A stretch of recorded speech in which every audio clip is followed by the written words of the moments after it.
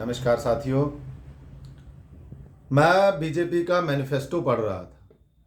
उसमें मैंने बड़ी गंभीरता से सारे पहलू पढ़े। उसमें मैं देख रहा था कि युवाओं के लिए नौकरियों का या युवाओं के लिए रोजगार का क्या उसमें प्रावधान है। तो मेरे को देखने को यही मिला है कि सिर्फ कुछ लुभावने वादे जो सिर्फ प्राइवेटाइजेशन की वजह से उन्होंने दिए हैं, या बैंक लोन, और वो लोन भी किस तरीके से मिलता है उसको अगर मैं एलेबोरेट करने जाऊंगा तो आधा एक घंटा उसमें लग जाएगा, मैं उस पर नहीं जाऊंगा। लेकिन जिनको पता है कि लोन कैसे मिलता है वो सारे सारे लोगों को पता है। तो मैं ये कहना चाहूंगा कि इस सरकार के पास युवाओं के लिए रोजगार का कोई प्रावधान है या नहीं। अगर है तो वो बताए, वो मैनिफेस्टो में शो करना था उसको। इतना बड़ा चुनावी रन चल रहा है उसमें, इसको कम से कम ये तो बताना चाहिए था कि हमने कितने लोगों को रोजगार दिया, कितने युवाओं को रोजगार किया, कितना हम आने वाले गवर्नमेंट अगर तुम्हारी बनती है तो तुम कितने लोगों को, कितने युवाओं को रोजगार दोगे, कितनी सरकारी नौकरियां दोगे। लेकिन वो तो कहीं मेंशन नहीं है, सिर्फ वो उल्टा सीधा घुमा फिरा के तुमने बेवकूफ बनाया, उससे ज्यादा कुछ नहीं। अब उसको भी छोड़ो, अगर तुम ये बात को लेके, बड़े सारे लोग ये बोलते हैं कि ये तो हम इनको वोट इसलिए करते हैं क्योंकि ये हिंदू राष्ट्र की बात करते हैं, ये लोग सनातन की बात करते हैं, ये हिंदू सनातनियों की पार्टी है।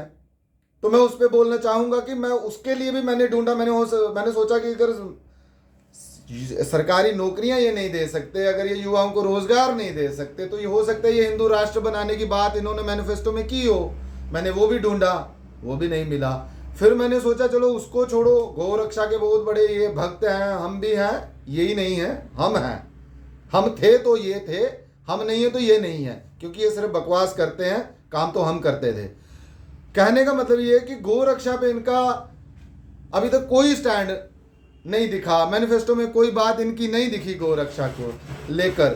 तो मैं ये पूछना चाहूंगा कि जब आप रोजगार नहीं दे सकते, उसके बाद अगर आप हिंदू राष्ट्र और इनकी बातें करते हो कि हम सनातनियों की पार्टी हैं, तो गौ रक्षा के लिए आपके पास कोई प्रावधान, कोई मैनिफेस्टो में उसकी आपने बात नहीं की।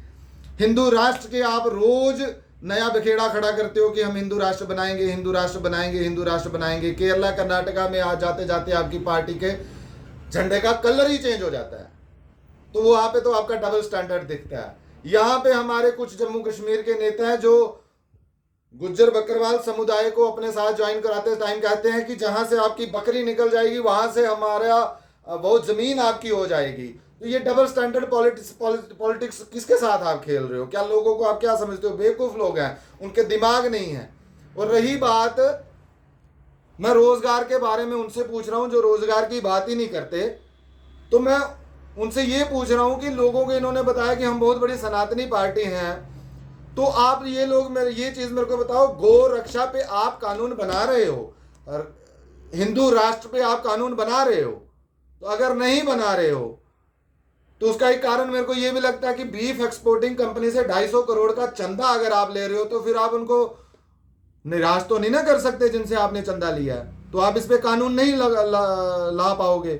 और जो लोग, जो बेचारे हम जैसे युवा जो रोज गौ तस्करों को पकड़ने के लिए कभी पुलिस से झड़प करते हैं, कभी तस्करों से झड़प करते हैं, कभी अंदर हो जाते हैं, कभी अपने ऊपर पर्चे लगवा देते हैं। कई लड़कों ने हमारे साथ अपनी टांगे, अपने हाथ तक तोड़वा दिए थे, 8-8 10-10 दिन वो हॉस्पिटलों में रहे। तो मेरे को बताओ, वो तो बेचारे बेवकूफ हैं, क्योंकि आज आपकी गाड़ी पकड़ी जाती है, दूसरे दिन ना गाड़ी दिखती है, ना गाय दिखती है, ना आपकी गौशाला में गाय दिखती है, वो गायब हो जाती है, क्योंकि आधे घंटे के अंदर वो रिलीज करा के ले जाते हैं। ये तो आपको भी पता है। और कल को अगर हम किसी नेता या आपकी पार्टी के किसी लोगों से हम पूछे कि देखो वो छूट कैसे जाते हैं, तो आप बोलते थे देखो जी इस पे कानून नहीं है। तो कानून अगर आप मैनिफेस्टो में शो नहीं करोगे तो हमको कैसे यकीन होगा कि आप लोग गौ रक्षा और हिंदू राष्ट्र पे कानून लाओगे?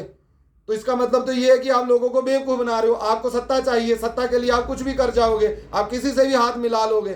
तो कहने का मतलब ये है कि ये दोगले लोगों की राजनीति को जब तक एक्सपोज नहीं किया जाएगा तब तक ये लोग सही रास्ते पे नहीं आएंगे। और अगर इनको इनके सिद्धांतों पे वापस लाना होगा ना, तो इनको एक बार सत्ता से हटाना होगा, इनको इनकी उसी औकात पे लाना होगा कि जहां से ये सत्ता में आए थे, क्योंकि ये अपने सिद्धांत और अपने वो चीजें भूल गए हैं जिसकी वजह से लोगों ने इनको सत्ता में भेजा था। तो मैं ये इन्हीं बातों से ज़्यादा समय नहीं लेते हुए यहीं पर विराम अपनी वाणी को देता हूँ, और आगे भी इनसे सवाल जवाब अभी बहुत सारे होंगे, बड़े सवाल होंगे। अभी आपको इतने जवाब देने पड़ेंगे कि आपकी बोलती बंद हो जाएगी। और बड़े सारे लोग मेरे को कोई मैसेज करते रहते हैं और बड़े सारे कॉल से मेरे को किसी किसी से करवा रहे हैं। अगर तुम्हारी इतनी ही औकात है ना, तुम मेरे साथ लाइव डिबेट में बैठ जाओ, फिर 1 to 1 बात करेंगे, फिर हम देखते हैं कि तुम्हारी कितनी औकात है, और फिर मैं तुमसे सवाल पूछूंगा और तुम मुझे जवाब देना, क्योंकि तुमसे ऑपोजिशन सवाल पूछ नहीं पा रही थी और तब तुम सर पे चढ़े हुए थे। अब मेरे साथ 1 to 1 आओगे ना जिस दिन, उस दिन मैं तुमसे सवाल पूछूंगा, फिर रविंदर रैना को भी जवाब देता मेरे को बनेगा नहीं कि गुजर की बकरी जिधर से लंघ जाएगी तो उधर की जमीन गुजर की होगी या हमारी होगी, वो मैं रविंदर रैना से भी पूछूंगा। जय हिंद, जय भारत।